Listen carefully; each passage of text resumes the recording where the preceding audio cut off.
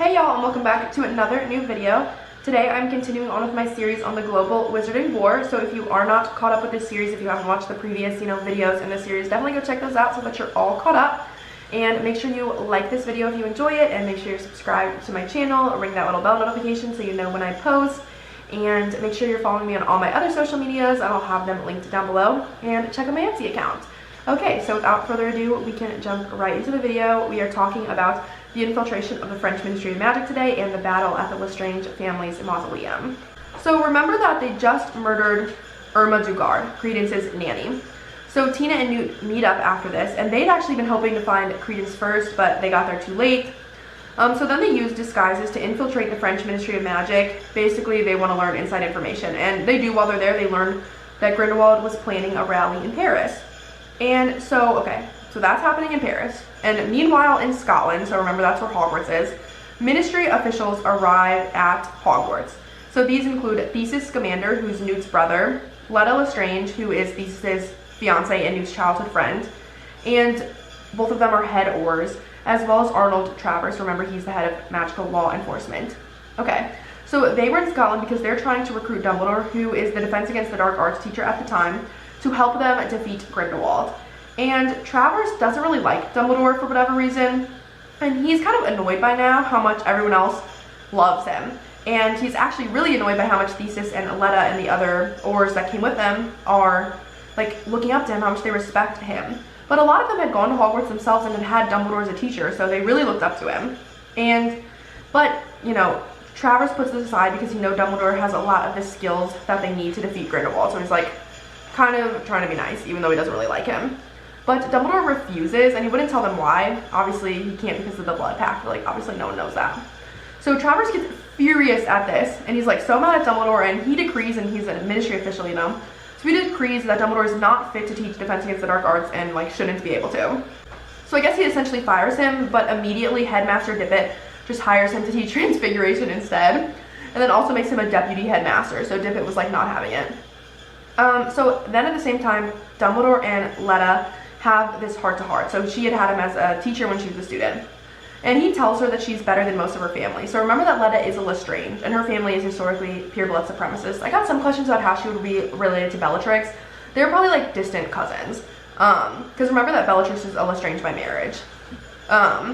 So there's a few generations between them, and they're probably second cousins or something like that. So most of their family are pure blood supremacists. So Dumbledore also asks Theseus to keep an eye on Travers for him. So that happened in Scotland. So now we're shifting back to Paris.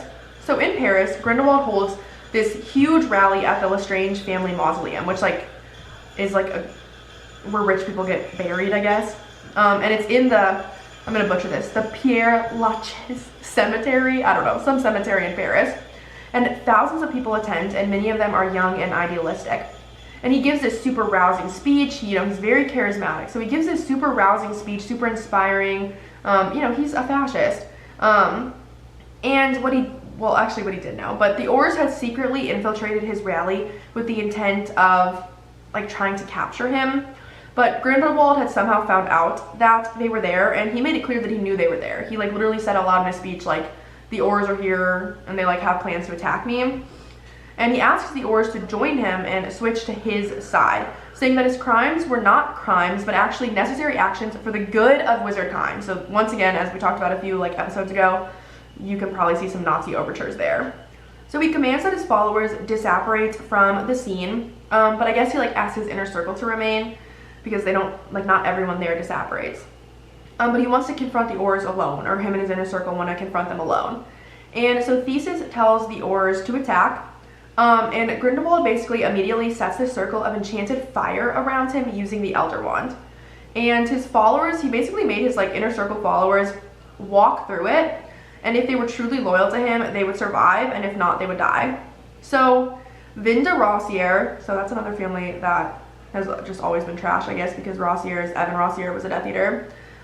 Credence Barebone, Adam Abernathy, Queenie Goldstein, and 6 of Theseus's Aurors. 6 of his Aurors go through the fire and survive, and then apparate away as loyal members to Grindelwald. And one person named Crawl walks through it, and I guess wasn't actually loyal because he ends up dying. So then there's this huge, there's this like fight, and because Grindelwald has this like magical fire that he's whipping around, basically a ton of Theseus' Aurors die. Like a lot of them die in this attack because Grindelwald is using this crazy fire. And he's like mocking Newt while this happens, saying that Dumbledore wouldn't even like miss him when he was gone. Which like, Newt really looks up to Dumbledore. I guess he was just trying to like expose Dumbledore so that people would switch sides. And so he defeats both Theseus and Newt, but he doesn't kill them, but he defeats them, and he does say that they were impressive wizards for their age.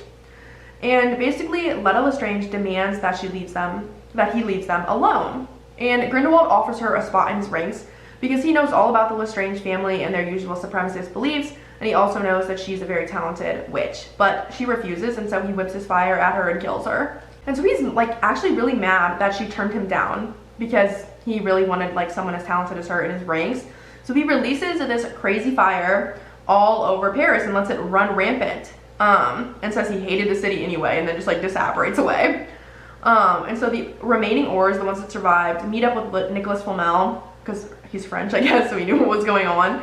And they saved the city. They like turn off the fire. And afterwards, they return to Hogwarts to speak to Dumbledore. And they must be like super screwed up in the head because remember that Letta was Theseus' fiance and Newt's childhood best friend. So this was like obviously probably like really difficult. So they return to Hogwarts, and basically like this tragedy inspires Newt to officially join the war, because remember, if you guys remember from Fantastic Beasts, Newt was like kind of helping until this point, but he wasn't like fully committed because he's not an Auror. He's a magazoologist. So finally he like officially commits to fight in the war. Because he just lost his childhood best friend, and he realized like how serious this actually is. And they beg Dumbledore to help them. And basically, I have to go back a few steps. So at this rally, Newt's little Niffler, the good finders, sneaks up to Grindelwald and steals a vial from him. And it's the blood pact, but Newt doesn't know this. But he shows Dumbledore the vial and is like, my Niffler found this, like, is this important? And obviously, Dumbledore is like, yeah. And he's basically said that they need to find a way to destroy it. And he finally agreed to officially join the resistance movement, because now that he's got this vial, he can destroy it, and then the blood pact will be gone. So Dumbledore quickly moves up the ranks to becoming a leader in the movement, working with the Ministry to pass a bunch of new legislation that will make it harder for like the followers to do what they want. So that's all great. So back at Nurmengard in Austria, Grindelwald gives Credence a wand. He didn't have one before. And tells him that he's actually Aurelius Dumbledore, Albus's estranged younger brother, and that Dumbledore is out to murder him, and just like he did to Ariana, and that they must work together to defeat him. And this works. And so now Credence is officially on their side. And that is where I'm going to leave off for today.